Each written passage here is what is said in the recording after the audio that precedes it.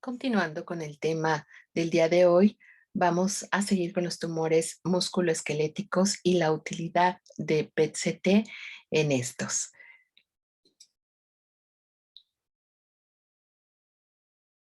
Empezaremos por decir que dentro de los objetivos hablaremos de las generalidades de tomografía computada y PET-CT para 18-FFDG y las generalidades para los estudios de gammagrafía con tecnesio 99, MDP, la mayoría de ellos. Vamos a ver qué utilidad tiene cada método de imagen en la evaluación de estos tumores esqueléticos y en las conclusiones resaltaremos los puntos más relevantes. He decidido traerles estas enfermedades que son los tumores más frecuentes en la etapa pediátrica. Iniciemos hablando del osteosarcoma. El osteosarcoma ocupa aproximadamente el 4% del total de los tumores malignos en la edad pediátrica. Tiene mayor afectación el sexo masculino y es más frecuente en afroamericanos que en caucásicos. Tiene un pico de presentación entre los 10 y los 14 años de edad para tener otro pico alto ya en la edad adulta entre los 75 y 79 años.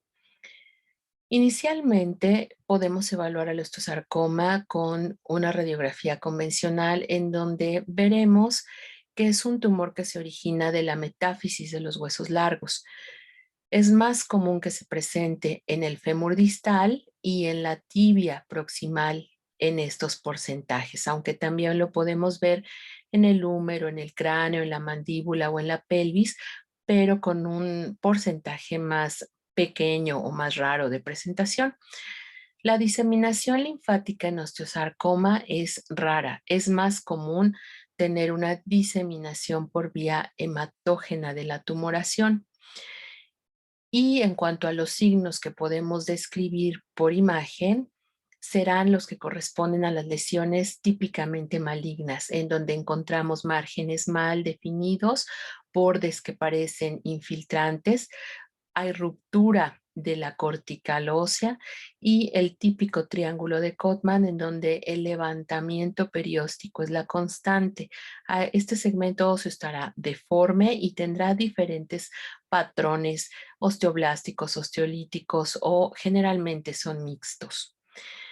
Em, Vamos a decir que el osteosarcoma, según la clasificación de la OMS, podemos clasificarlo en estos grupos, dependiendo del tipo histológico de la tumoración. El 80% ocupan prácticamente los de alto grado, el osteoblástico, el condroblástico y en menor proporción los de células pequeñas o el telangiectásico, los de bajo grado. Este tumor puede venir de la cortical y puede ser del interior de la cortical o de un sitio paraosteal o periosteal. Incluso puede venir de fuera del esqueleto, pero estos tipos histológicos son todavía más infrecuentes.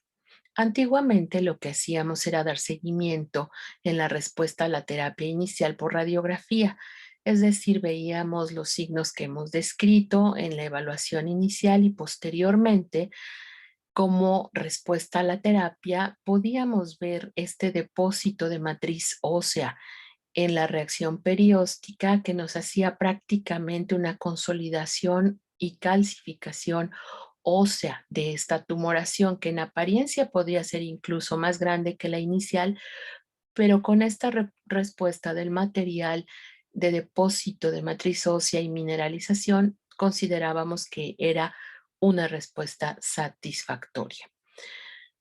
Después, con el advenimiento de la tomografía computada, veíamos los mismos hallazgos por tomografía computada. Pueden ver ustedes en esta primera imagen al diagnóstico que aquí hay una zona que ha perdido tejido por la biopsia inicial y posteriormente cómo se va depositando este material de matriz ósea y se va calcificando hasta ser otra verdadera cortical y solidificarse en respuesta a la quimioterapia que de entrada fue una quimioterapia neoadyuvante con cisplatino, con adriamicina, etopósido e ifosfamida. Y entonces se evidencia una diferencia En el administrar el tratamiento neoadyuvante, previo a la cirugía se ha visto que mejora la respuesta histológica al tratamiento, aunque no es que aumente la sobrevida de enfermedad ni tampoco mejora la recaída de la enfermedad a distancia. Con tomografía computada, lo que también podíamos hacer era evaluar cómo veíamos esta cavidad medular ósea, es decir, si estaba infiltrada o no. Incluso podíamos establecer hasta el nivel de infiltración, como es el caso de este tumor proximal en el húmero, y vemos hasta dónde cambia la densidad de la medular y se vuelve de ser infiltrada y positiva a ser una medular como habitualmente la conocemos en condiciones normales, con densidades negativas y libre de tumor. De la misma manera lo vemos en esta imagen por resonancia magnética, una secuencia en corte axial de un FAT-SAT ponderado en T1, en donde vemos radio y cúbito. El radio se encuentra libre de actividad tumoral en la cavidad ósea, en la médula ósea, y en el cúbito observamos que se encuentra la cavidad medular infiltrada por tejido blando tumoral. Entonces, ha sido con esta evolución que vamos afinando el diagnóstico de la infiltración por vía hematógena a distancia. Cuando ahora se pretende utilizar un método que aporta radiación ionizante al paciente y que de alguna manera puede tener algún efecto deleterio, debemos decir que los niños son muy radiosensibles, a veces hasta 15 veces más que los adultos, y esto es debido a su tamaño pequeño en cuanto a volumen y superficie corporal. En promedio, un estudio de PET-CT va a originar en el paciente una dosis absorbida de radiación de 25 milisieverts. La mayor parte de ellos está proporcionada por la tomografía que está emitiendo esa radiación y el paciente la está recibiendo en su cuerpo. En menor grado será la responsable, el radiofármaco, es decir, cuando incorporamos por vía endovenosa este radiofármaco al paciente, le administramos e incorporamos esa dosis de radiación en su cuerpo y el equipo de PET con sus cristales solamente detecta esta radiación y la convierte en imagen. Pero sumada a la que incorporamos al cuerpo más la que emite el equipo de tomografía computada, es que en conjunto nos están dando estos 25 milisieverts. Y bueno, gammagrafía por sí sola nos da una dosis de radiación absorbida menor en el cuerpo del paciente, puesto que solo estamos administrando el tecnesio 99 la mayoría de las veces con MDP para la evaluación en tumores esqueléticos, y son energías más bajas las de tecnesio que las del flúor 18, por ejemplo, que es el que está marcando a la glucosa en el estudio de PET-CT. Vamos a poner un ejemplo con este gamagrama óseo, que es un gamagrama óseo con tecnesio 99 en un paciente de 9 años de edad que tiene osteosarcoma en el miembro pélvico izquierdo. Y cuando evaluamos el estudio planar, vemos un estudio prácticamente normal en donde solamente hay mayor actividad en las metáfisis, que es a expensas de la metáfisis que crece el hueso y lo consideramos habitual. Sin embargo, al hacer los cortes tomográficos de este estudio planar, podemos observar en las imágenes más posteriores unos sitios osteoblásticos de infiltración ósea, y quiere decir que hay diseminación de la enfermedad a estos cuerpos vertebrales. La recomendación es siempre hacer, además de la evaluación planar y de ser posible, teniendo el equipo y el tiempo suficiente, los cortes tomográficos multiplanares. Cuando evaluamos por resonancia magnética y nuestro paciente puede ser tal vez llevado al salvamento de la extremidad, tanto el cirujano oncólogo como el oncólogo pediatra nos van a pedir que les demos estos datos muy importantes para tomar la decisión. Primero, la localización del tumor, cuánto es ese volumen tumoral, si existe compromiso del canal medular y hasta qué altura se encuentra comprometida esa cavidad medular ósea, si hay infiltración de los planos musculoaponeuróticos y hasta qué nivel se encuentran infiltrados por el tumor, si el paquete neurovascular está también infiltrado y vamos a ir en búsqueda de lesiones saltatorias. Todo esto nos va a permitir en conjunto definir si este paciente puede ser llevado a salvamento de la extremidad.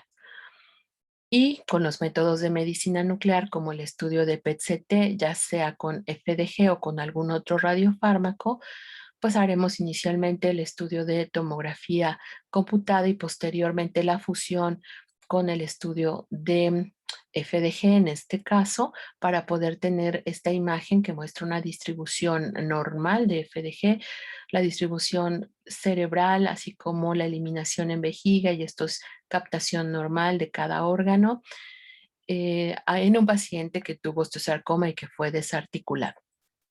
¿Cuál es la ventaja? Podemos medir aquí un estándar que se llama SV Max, es el estándar, es un método estandarizado que es el Standardized Uptake Value, y está conformado por la medida que da la actividad que estamos nosotros administrando al paciente inyectada, la dosis total por 1000 medida en becquereles, y vamos a incluir la medida en peso del paciente. De esta relación surge un índice que puede medir exactamente qué SV max tiene, la expresión de este tejido y su avidez por la glucosa en cada una de las regiones de interés. Y esto no es más que la expresión de estos receptores de GLUT 1, 2, 3, 4, 5, 6 en menor proporción y en diferentes tejidos que estamos nosotros estudiando. Por supuesto, decíamos, esto le confiere una dosis de radiación al paciente que está calculada como ya explicamos anteriormente y que debemos de considerar antes de tomar esta decisión de hacer el estudio. En otros casos utilizaremos fluoruro de sodio marcado con flúor 18. Estos iones fluoruro van a conformarse en la molécula de la hidroxiapatita para formar fluoroapatita, y esta fluoroapatita es parte de la matriz ósea que se está depositando en la tumoración, y por lo tanto podremos ver en imagen la expresión de estos intercambios iónicos de matriz ósea que se deposita en el tumor primario y en las lesiones metastásicas a distancia, como es este caso de este cuerpo vertebral en este paciente. Si lo notan, tiene mejor resolución que el gamagrama óseo. También es muy interesante cómo lo vemos acá en esta comparación de la reconstrucción sagital de una tomografía con ventana ósea, el FDG del PET y el PET con fluoruro de sodio. Estos son los tres métodos de imagen que podemos utilizar para la evaluación de las metástasis a distancia. Aquí vean, prácticamente tiene un patrón escleroso en el margen posterior del muro posterior de la vértebra, y no es la misma distribución, ya que aquí lo que tenemos es la captación por glucosa marcada de estos receptores que están demandando ávidos o ávidamente la glucosa por la actividad celular, y aquí estamos viendo la representación del intercambio iónico de depósito de matriz ósea. Debemos tener siempre en mente si un radiofármaco está siguiendo una ruta metabólica, como es este caso, o alguna proliferación celular, para pensar e interpretar su distribución. En una imagen axial, el mismo caso lo vemos así, y vean cómo está el cuerpo vertebral afectado por esta reacción, que si no tuviéramos el FDG y el NAF, pensaríamos que únicamente es una lesión esclerosa y no pensaríamos que está metabólicamente activa. Por fluoruro de sodio en esta reconstrucción sagital es lo mismo, estamos viendo expresión de intercambio óseo tanto plástico como reparativo por depósito de matriz mineral. Y aquí estamos viendo las dos imágenes de la izquierda que corresponden a FDG y esta fluoro de sodio. Es el mismo paciente con una diferencia de 3 días, en donde realmente la distribución, véanlo, es diferente. Aquí estamos viendo un poco más de captación por los tejidos blandos, el índice glucolítico, y acá estamos viendo un poco más la expresión de la reparación ósea y ese depósito de la matriz mineral. Entonces, PET-CT marcado con 18 FFDG en la evaluación inicial Va a ser muy útil, sobre todo en los tumores de alto grado de malignidad, como lo es osteosarcoma, con valores de submax altos, y estos valores van a ir en relación al grado histológico, y cuando los tenemos en una respuesta favorable bajos, pues al mayor tiempo de sobrevida libre de enfermedad. Quiere decir que el PET es muy sensible en las lesiones metastásicas, pero tiene un límite, y ese límite es el tamaño de estas lesiones. Cuando vamos abajo de 4 milímetros empezamos a perder sensibilidad y especificidad, ya que los equipos más recientes tienen una resolución de 4 o 3 milímetros, pero ya ir a resoluciones submilimétricas todavía nos encontramos con esta limitante y en desarrollo tecnológico. Entonces, lesiones mayores de este tamaño, sin problema; lesiones menores, tenemos que evaluar con cuidado. Y las presentó este paciente de 12 años de edad con un diagnóstico de sarcoma, de osteosarcoma osteogénico, en donde pueden observar la reconstrucción de la tomografía computada, que nos muestra con esta flecha una lesión mixta de tejido blando, tejido óseo, pero aparentemente no vemos alguna otra lesión focal. Sin embargo, cuando hicieron PET-CT con FDG, pueden observar como aquí hay un puntito focal sospechoso en la tibia proximal derecha, que así se consignó, y que posteriormente, con la evaluación que se hizo, pudieron observar que era una lesión real. Se las voy a mostrar a continuación.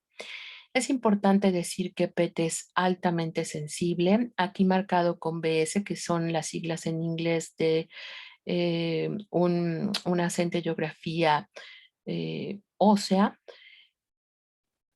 Vemos la diferencia en la sensibilidad más baja de este gamagrama óseo.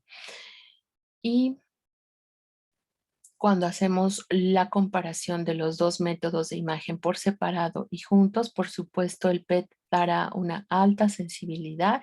Sin embargo, mantenemos esta sensibilidad baja en gammagrafía ósea, y con este ejemplo que les muestro a continuación entendemos por qué.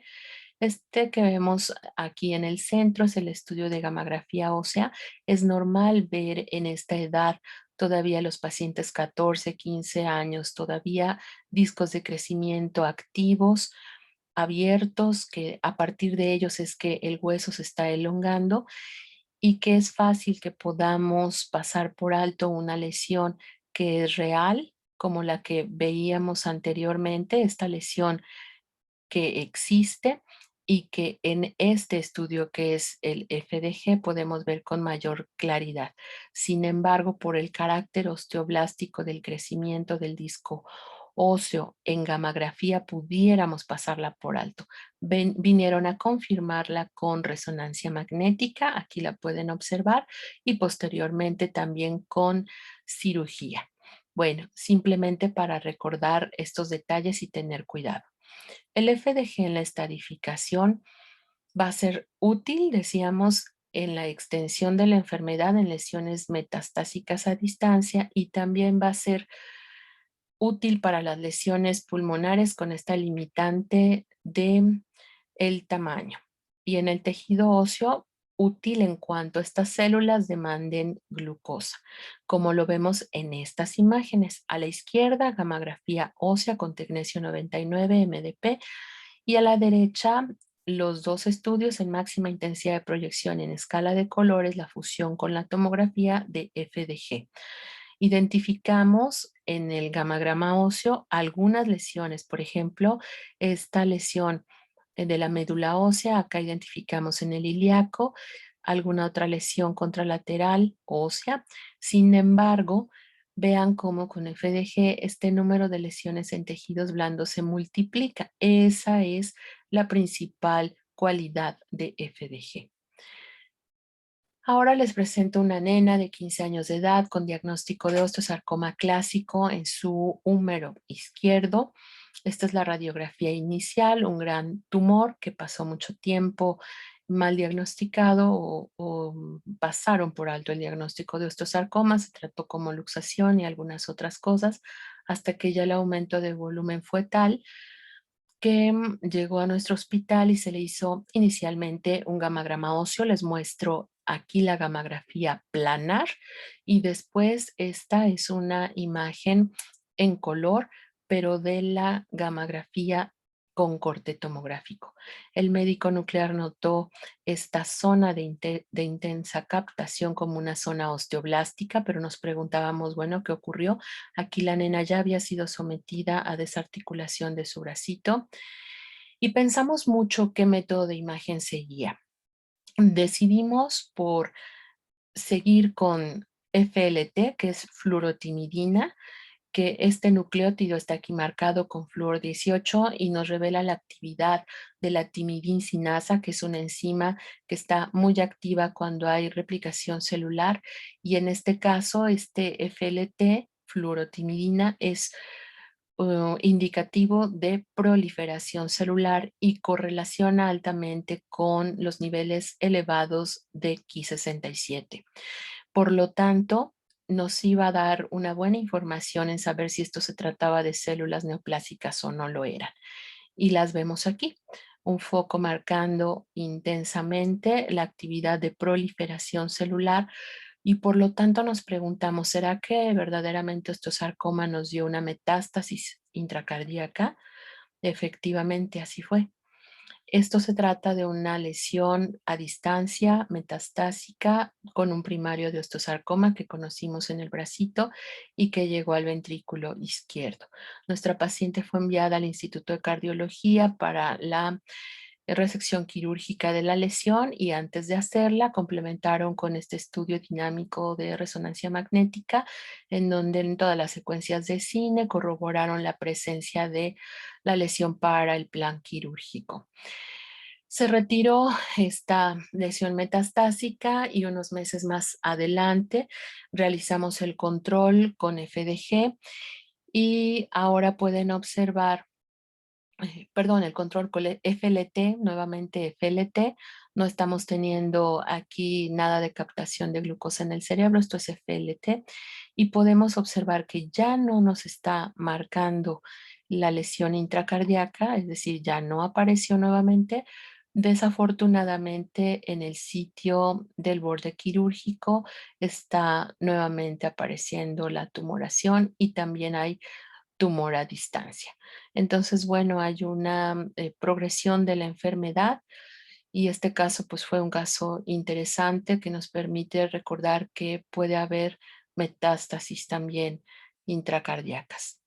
Y bueno, en respuesta a la terapia, decíamos es difícil considerar gamagrama óseo porque, como les decía, una parte de la respuesta de los tumores es formar hueso, entonces tomemos con cuidado gamagrama óseo y su reacción osteoblástica, que es muy evidente, y consideremos también que FDG en la respuesta a la terapia puede ser muy útil, pero no aplican los criterios de WHO y de RECIST para los casos de osteosarcoma. En la respuesta a la terapia encontraremos, ¿cómo la vamos a medir? Pues cuando usamos FDG encontraremos que esta respuesta es favorable cuando se encuentra asociada a una menor tasa de recidiva local o de recurrencia local y disminuye el 30 o el 40% en los índices de captación. Por eso les decía que era importante medir siempre el sub al inicio y durante la evolución de la enfermedad para ver que esta relación entre la lesión y el fondo va disminuyendo hasta un 40%. Cuando el pico de sub disminuye hasta en un 50%, se ha correlacionado con necrosis tumoral en los estudios histológicos. Y de esta manera es como podemos considerar que FDG tiene una buena respuesta histológica o vamos con una respuesta favorable en la enfermedad. Y decíamos que gamografía ósea lo tomemos con cuidado porque pudiéramos sobreestimar la lesión en esa respuesta que vemos que está consolidando y depositando matriz ósea, curando, y no debemos expresarla como una progresión de la enfermedad. Ahí tener cuidado. Les pongo ejemplo de este caso, es un osteosarcoma en donde los niveles iniciales de Submax eran de 17.5 y en respuesta a la quimioterapia disminuyó a 2.1. Tiene un buen valor predictivo positivo y negativo, la evaluación con 18 FFDG. ¿Y cómo evaluamos en recurrencia? Pues podemos identificar las recurrencias de la enfermedad, dado que hacemos los estudios de cuerpo completo. Y si vamos a evaluar con resonancia magnética, que si bien es mucho más sensible para detectar la actividad de recurrencia local, deberemos considerar que hay algunos artificios que nos limitan, como la prótesis o alguna otra cirugía. PET en la recurrencia tiene estos números: alta sensibilidad, alta exactitud, una muy buena especificidad. Y les pongo este ejemplo: una nena de 9 años en donde tuvo un diagnóstico sin metástasis a la etapa inicial diagnóstica, y tiene una clasificación de Hugos del 50%, es decir, no respondió muy bien a la quimioterapia. Cuando hace patología, esta evaluación con esta escala de valoración de necrosis tisular que se espera que sea mayor al 80%, sin embargo, se decidió preservar la extremidad. Hubo bordes quirúrgicos positivos en el muestreo quirúrgico, hubo progresión local y pulmonar. Se dio una segunda línea de tratamiento con ifosfamida y etopósido. Y vamos al cuento porque debemos de ser los radiólogos muy cuidadosos cuando evaluamos el sitio primario y las posibles extensiones por vía hematógena al canal medular y a los tejidos blandos. Si no reportamos con mucho cuidado las lesiones sospechosas, como en este caso en resonancia magnética, podremos falsamente darle el dato o la esperanza de que se puede preservar esta extremidad al cirujano oncólogo, y posteriormente encontrarlos con la noticia de que se ha sustituido el fémur por una prótesis y la tibia también. Y sin embargo, si esta valoración no fue adecuada, dejamos ahí la interrogante de si estuviera o no infiltrado este tejido y qué nivel tenía el canal medular de infiltración también. Y posteriormente, de manera muy temprana, tenemos ahí tejido tumoral adyacente a la prótesis. Entonces, ahí debemos ser muy cuidadosos. Y cuando utilizamos resonancia magnética, es importante, no los tenemos todavía generalizados, pero es importante que lo sepamos, instalar un protocolo para evaluación con resonancia por ADC. Es decir, cuando queremos saber y hacer una similitud entre lo que hace el patólogo al momento de evaluar necrosis en la respuesta o en la recurrencia, será muy importante crear estas curvas en donde vemos cómo está perfundiendo el tejido que estamos nosotros estudiando, y crear este método que fuera reproducible, dándoles incluso también reproducibilidad a las variables como el valor de B y algunos otros valores que pudiéramos estandarizar, y repetirlo a lo largo de la evaluación del paciente y saber cómo va este tejido, si va necrosando y vamos con una buena respuesta o sin ella. Requiere, por supuesto, de tener el recurso, el equipo, el programa y el tiempo suficiente, la curiosidad de estar lanzando estas curvas de perfusión, pero es algo que se puede desarrollar. Por ahí alguien tenga interés de hacerlo, es un tema interesante. Bueno, pasamos ahora a sarcoma de Ewing. El segundo tumor más común en niños después de osteosarcoma, es muy frecuente en estas 3 primeras décadas de la vida. Es un tumor de alto grado, también es de células pequeñas, redondas y azules. Puede tener una localización ósea extraesquelética, y también por su ubicación lo han considerado a veces este tumor como un tumor de Askin, así lo llamamos, cuando deriva de las células del neuroectodermo primitivo. Entonces, el sarcoma de Ewing puede ser clasificado dentro de estos grupos. En este tumor, la localización más común es metafisodiaficiaria, más comúnmente todavía en las uniones metáfiso-diaficiarias proximales que en las distales. Y es más raro encontrarlo meramente diaficiario o meramente epifisiario, aunque puede ser. En la pelvis es común que se desarrolle en el ilíaco. Su apariencia radiográfica, cuando lo contrastamos con osteosarcoma, es mucho más agresivo y generalmente tiene también un componente mayor de tejido blando. Puede tener gran destrucción ósea y un patrón muy permeativo y pobres zonas de marginación. Se destruye la cortical completamente. La reacción perióstica, cuando no es tan intensa, o sea, de tanta destrucción, se puede quedar como laminar o espiculada, más comúnmente la laminar que nos han descrito nuestros libros. Y aquí, pues es muy sensible el gamagrama óseo para detectar la enfermedad metastásica por este carácter osteoblástico, pero también es un reto porque este carácter tan destructivo pudiera no dejarnos nada de matriz ósea para evaluar por el gamagrama y progresar, seguir con ese componente de tejido blando. Ahí es donde PET tendrá mucha más sensibilidad y, por supuesto, al igual que en los demás tumores, a mayor valor de submax medido en el tejido tumoral, pues mayor agresividad de la lesión. El gamagrama óseo, pues igual que en los otros tumores, nos delatará la osificación en este depósito de matriz mineral. Veremos el grado de destrucción ósea y la intensidad osteoblástica reparativa. Cuando utilizaremos resonancia magnética para evaluar la estadificación de la enfermedad, la ventaja aquí será estos protocolos de cuerpo completo que nos ayudarán a ver la totalidad de nuestro cuerpo para encontrar lesiones a distancia y evaluar de mejor manera las lesiones saltatorias presentes hasta en 14% de los pacientes, la extensión tumoral en los tejidos blandos y la diseminación por vía hematógena.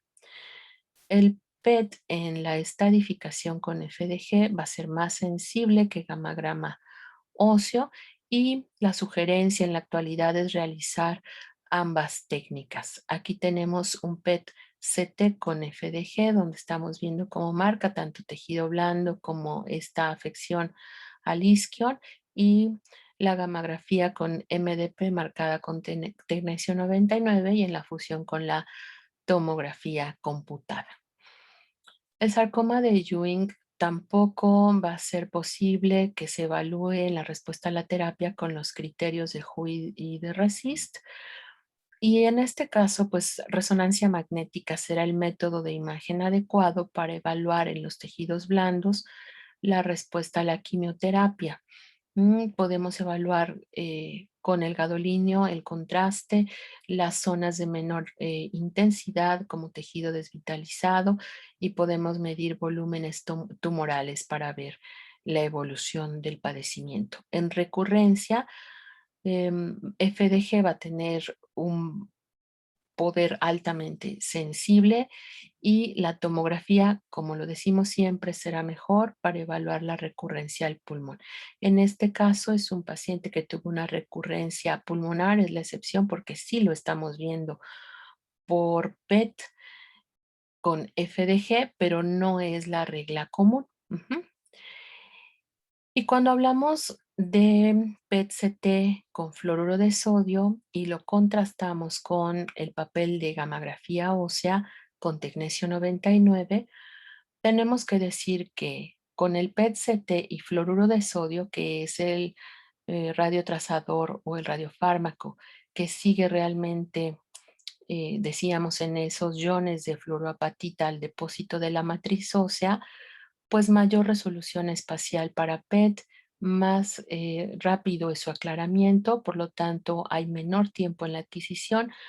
La dosis de radiación con un protocolo bajo en radiación de TAC puede ser muy similar a gamografía ósea y podemos tener imágenes tomográficas del cuerpo completo. Aquí los límites son el costo del estudio de PET-CT y la disposición del mismo. Y bueno, ahora vamos a ver por último algunos casos interesantes de rabdomiosarcoma, que es el tercer tumor que elegimos el día de hoy para presentar. Y he de decirles que en cuanto a los sitios de presentación en el cuerpo, el rabdomiosarcoma tiene una distribución bastante homogénea, si es un rabdomiosarcoma en extremidades, en las órbitas y párpados, si es rabdomiosarcoma parameningio o si es en próstata, incluso cabeza y cuello. Hay casos excepcionales de rabdomiosarcoma, como el que les presentaré un poquito más adelante, de vías biliares que son extraordinariamente raros. Para clasificarlo, esta es la clasificación internacional en 4 grupos, que de la misma manera estarán de la mano con su sobrevida mayor en el grupo de menor riesgo y menor sobrevida en el de mayor riesgo, y también tendrá la posibilidad de clasificarse por TNM en tumor, si están los ganglios afectados o no, y si hay lesiones metastásicas a algún sitio. La evaluación por imagen para rabdomiosarcoma nos propone utilizar todos los métodos de imagen que tenemos, desde ultrasonido, radiografía, tomografía, resonancia, PET-CT. A continuación vamos a ejemplificar con este paciente femenino, 17 años de edad, tiene 3 meses de evolución, inició con proptosis de su ojito derecho y encontramos que hay una tumoración que se encuentra dentro de la órbita, también en el interior de la cavidad nasal, rompe el piso anterior del cráneo e infiltra hacia el tejido cerebral. Tenía un volumen inicial de 110 centímetros cúbicos y en la valoración por resonancia magnética la podemos ver heterogénea. En el centro de el antro maxilar derecho, un poco de moco y después el contenido sólido o la porción sólida de la tumoración tiene intensidad de señal muy heterogénea. Con el gadolíneo igualmente tuvo un realce heterogéneo. Aquí les muestro la gamografía ósea con MDP de esta paciente y recuerdo que algún maestro que tenía me decía que los gamagramas era un puntilleo, que no sabían bien a bien en dónde se localizaba la lesión. Ahora, con la posibilidad de hacer los cortes tomográficos y ya sea una fusión desde manual hasta automática en los equipos de SPECT-CT, podemos ver claramente en dónde se encuentran los sitios más afectados de reacción osteoblástica, como es el piso anterior del cráneo, en este caso, el piso del antro maxilar en el lado derecho y todas estas lesiones óseas que han destruido eh, la base de cráneo en la región anterior. Cuando hacemos FDG vemos que también esta paciente tiene compromiso ganglionar en el hemicuello derecho, prácticamente todos los niveles, con un submax de 8.3. Se corrobora también en el estudio de resonancia magnética. El 30% de los pacientes con un rabdomiosarcoma parameningio, como es este caso, tienen actividad tumoral a distancia desde el momento del diagnóstico y aquí podemos verla. Esta paciente tuvo un tumor parameningio de la cavidad nasal, de los senos paranasales, metastásico a los ganglios del cuello, a las regiones axilares del mismo lado y con gran actividad lítica. Hay infiltración meningia y también lo hubo al giro frontal inferior derecho. Es un estadio 4, grupo clínico 4 y su histología es mixta, tanto con un componente embrionario como alveolar. Es una histología de alto riesgo. En el control, el submax disminuyó a 4.6. Ahora les muestro este caso que, como les decía, es extraordinariamente raro. Una pequeña de 3 años de edad que la recibimos ya operada de una derivación de Kasai, una derivación biliodigestiva con la finalidad de descomprimir la vía biliar. Tenía ictericia, acolia, fiebre. Realizamos los estudios de imagen que teníamos a mano en ese momento y podemos ver cómo en el ultrasonido vemos esta lesión hipodensa, difusa, pobremente definida, que sigue todo el trayecto de la vía biliar y el sistema portal. Y acá un poquito difuso, también no podíamos ver claramente si había o no había actividad tumoral. Finalmente se somete a cirugía, se realiza una resección de lo que se encontró, alguna lesión difusa, se le dio radioterapia a manera de tratar de prolongar un poquito el periodo libre de sobrevida y de acuerdo a las tomas de muestra que se hicieron en la cirugía, se consideró una resección completa y en ese momento márgenes libres del tumor. Sin embargo, pues este rabdomosarcoma solo es cuestión de tiempo y a los pocos meses encontramos, bueno, casi 8 meses encontramos esta tumoración en los márgenes de la resección tumoral. Incluso ya habíamos dicho que había tenido un CASAI, una derivación biliodigestiva, por lo que también la tumoración se extendió hacia las asas intestinales y al sitio de la derivación. Es rarísimo este caso, lo estamos viendo y por supuesto también es altamente agresivo. Un grupo 4, estadio clínico 4, con una histología meramente alveolar de muy, muy alto riesgo. Y este caso, un paciente de 15 años de edad, otro rhabdomyosarcoma alveolar, metastásico al pulmón y ya prácticamente todos lados, médula ósea, hueso, recibió tratamiento con una respuesta buena, parcial. Sin embargo, en la evaluación se encuentra una diseminación transelómica a la cavidad abdominal, al retroperitoneo y gran diseminación a distancia. Aquí tenemos en el gamagrama óseo incluso algunas lesiones occipitales, parietales, tanto en la fase dinámica como en la estática. Y en las imágenes de PET-CT, pues es una siembra tumoral en todo el peritoneo con extensión prácticamente al intestino y a varios órganos abdominales. Así lo veíamos por ultrasonido, infiltradas ya las paredes intestinales. Y sirve este caso para recordarnos que también el sistema nervioso central es un sitio de extensión de la enfermedad por rabdomyosarcoma.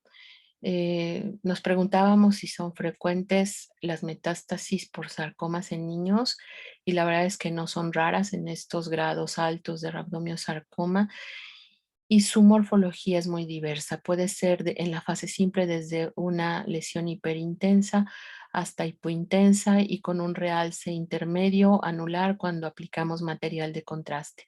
Así es común que veamos las metástasis de rabdomyosarcoma o de tumores musculoesqueléticos en la resonancia magnética. También con los demás tumores comentamos el día de hoy, como osteosarcoma, sarcoma de Ewing y rhabdo, es que nuestros pacientes pueden presentar en un 3.4% metástasis cerebrales. Y bueno, en este paciente empezó a tener un poco de déficit neurológico, buscamos en una resonancia magnética simple, no veíamos ninguna lesión focal, pero a la administración de gadolíneo más adelante, aquí ya lo ven operado, podíamos ver un realce intenso en el tentorio y difuso que no nos dejaba muy convencidos. Hicimos FDG y FDG nos reveló que había un realce totalmente anormal en la corteza cerebral, muy intenso en las regiones parietales y un poco hacia la región occipital en el lado derecho y muy pobre en las regiones frontales. Prácticamente la corteza frontal estaba apagada. Tuvo una evolución muy rápida al deterioro y vimos su pieza macroscópica patológica con leptomeninges despulidas, muy pálidas, y nos corrobora el médico patólogo que hay diseminación leptomeningia por la enfermedad. No tuvimos la presentación típica de las metástasis cerebrales focales, pero consideren también que rabdomyosarcoma puede infiltrar de esta manera atípica. En conclusión, el día de hoy pues hablamos de la mayoría de los métodos de imagen que tenemos a mano para evaluar los tumores musculoesqueléticos más frecuentes en los niños. Va a depender del momento de la etapa clínica en que estemos iniciando la evaluación del caso para elegir el mejor método de estudio para nuestro paciente como un traje a la medida, así como de las características histológicas del tumor frente al que estamos. Considerar que gammagrafía ósea será muy útil con esa detección de componentes blásticos, tumorales y reparativos.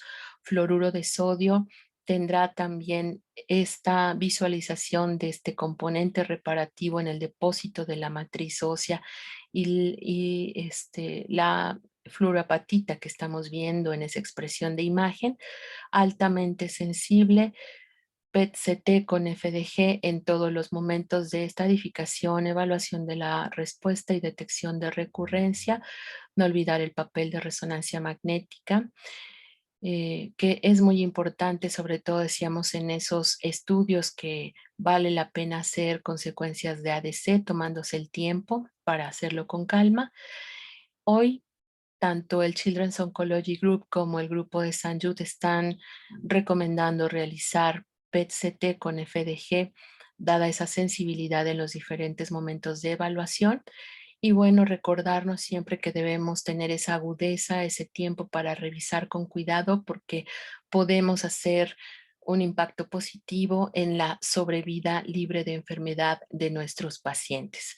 Estos estudios de imagen son específicos y la combinación de ellos y la elección adecuada la vamos a ver reflejada en el corregistro y en el periodo de mayor sobrevida libre de enfermedad de nuestros pacientes. Agradezco mucho la atención que han prestado a esta plática y estaremos viéndonos muy pronto. Gracias.